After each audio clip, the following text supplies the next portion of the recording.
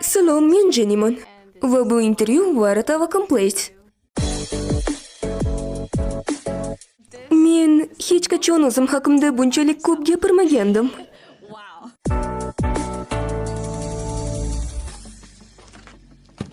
Qachon Jenny Blackpinkga qo'shilgan? Men u yerda boshidan beri bo'lganman. Bizning birinchi singlimiz 2016-yil avgustda chiqqan edi. O'shanda Blackpink paydo bo'lgan. Qachon Jenny Yangi Zelandiyaga ko'chib kelgan? Men 9 yoshda edim. Men u yerda 14 yoshimgacha yashaganman. Bu eng yaxshi 5 yilim bo'lgan. Bilasizmi, menda kuchli aksent bor edi, lekin u to'liq yo'qolgan. Hozir hech kim Yangi Zelandiyadan ekanligimni topolmaydi va bu qayg'uli. Balki men Yangi Zelandiyadandirman, lekin menga Mermaid Jami yoqadi va faqat men va Rozi qachonki shaharda bizga Vegemite yoki Mermaidni taklif qilishganda xursand bo'lamiz. Qachon Jenny solo chiqardi? Men aytgan bo'lardimki, 5 yil yoki 6 yil oldin. Menimcha 5 yil. O'ylashimcha bu ancha oldin bo'lgandi, chunki mantraga tayyorlangandik. Men o'zimni videolarim hamda quyoshli kundagi rasmlarimni ko'rib chiqdim va o'yladimki, oho, men bu yerda juda ham yosh va yoqimtoyman. Solo qo'shiqchi bo'lib ishlash chindan ham boshqa daraja. Studiyada yolg'iz qolishimdan boshlaymiz.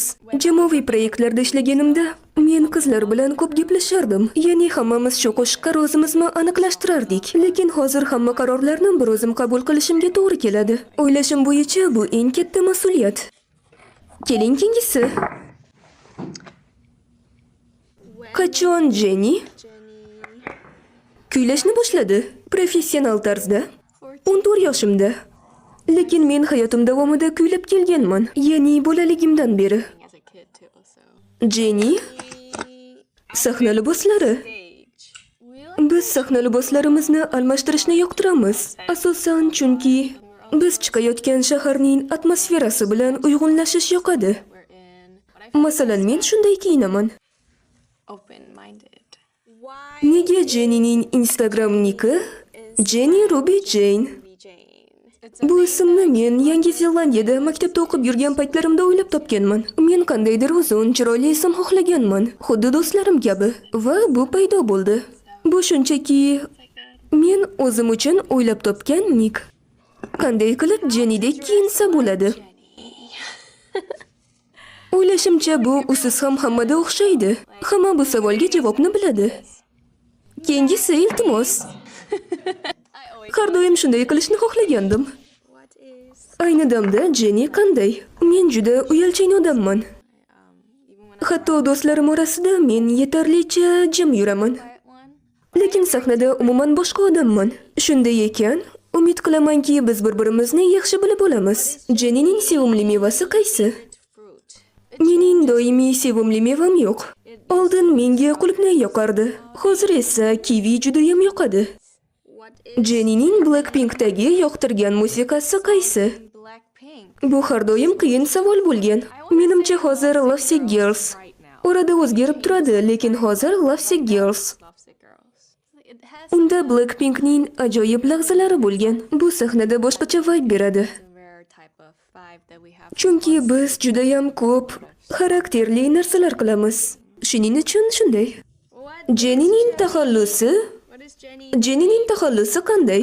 Meni laqablarim ko'p. Menda Jandagi bor, bu koreyscha va do'stim meni Nini deb chaqiradi. Bu taxallus meni haqiqiy ismim Jennydan kelib chiqqan. Jenny hozir nima bilan shug'ullanyapti? Ayni damda men intervyu beryapman. Mening singlim Mantra yarim kun oldin chiqdi. Shuning uchun men baxtli kelajakda juda bandman. Bu albomning yaratilishi men uchun katta qadam bo'ldi, ya'ni solo artisti sifatida. Bu o'ziga xos qo'shiq Mantra. O'ylashimcha albom uchun ajoyib boshlanish. Bu biroz Jennyning teaseridek. Shunday deb ayta olaman. Albom ichidagi. Shunchaki Jenny. Blackpinkdagi Jennyning eng yaxshi dugonasi kim? Meni yaxshi do'stlarim ko'p. Sizlar meni yaxshi do'stlarimsiz. Jennyning qulog'ida nechta teshik bor? O'smirlik paytida menda juda ko'p teshiklar bor edi. Lekin vaqtlar o'tib ulardan qutuldim. Hozir menda 4 ta teshik bu qulog'imda va 2 ta bunisida qoldi. Shunday qilib, teshiklar faqat qulog'imda. Jenny qo'shiqlar yozadimi? Albatta yozaman. Umid qilamanki, albomim chiqsa, sizlar ko'proq meni qo'shiqlarimni eshita olasiz. Kuting. Jenny. Jennyning kuchugi. Mening kuchugimning ismi Kuma. U uyda. Hozir mening o'yim bilan. Uni juda sog'inyapman. U eng aqlli kuchuk. U meni yaxshi ko'radi. Men uning bu dunyodagi eng yaxshi ko'rgan insoniman. Hatto uni oldingidek tez-tez ko'rmayotgan bo'lsam ham. Ha, u meni ko'rishdan har doim xursand. Va nihoyat so'nggi doska.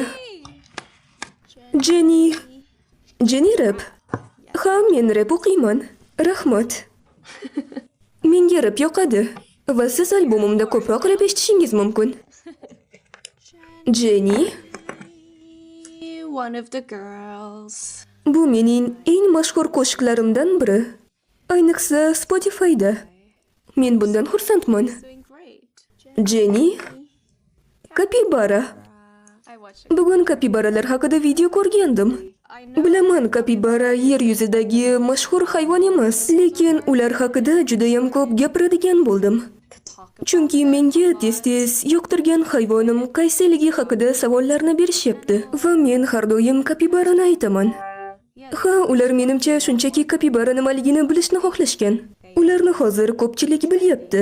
nowadays. Va men bundan faxrlanaman. Men ancha yil oldin bir musiqa klipida suratga tushgandim. Ice Cream qo'shig'iga. Bu hayotimdagi eng yaxshi kunlardan biri bo'lgandi. Men kapibarani ko'rishga borishim kerak. Darhol. Oh, Jenny Jack Moss podium. No way. So I Jack Moss showida podiumda yurgan edim. Maya Nakapriniki edi. Va o'shanda men podiumda birinchi marta yurdim. Bu o'ziga xos voqea bo'lgandi.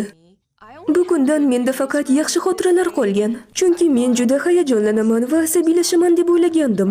Lekin birdan kel shunchaki xursandchilik qilaman dedim. Bu men uchun o'sha yilda yana bir faxrlanadigan ish bo'lgandi. Baxtimga meni hech qaysi savol hayron qoldirmadi. Ulardan ko'pi meni xayolimda edi. Shuning uchun bolalar, Google'dan men haqimda qiziqroq savollarni so'rang. me. Taklif qilganingiz uchun rahmat va keyingi safargacha. Xayr.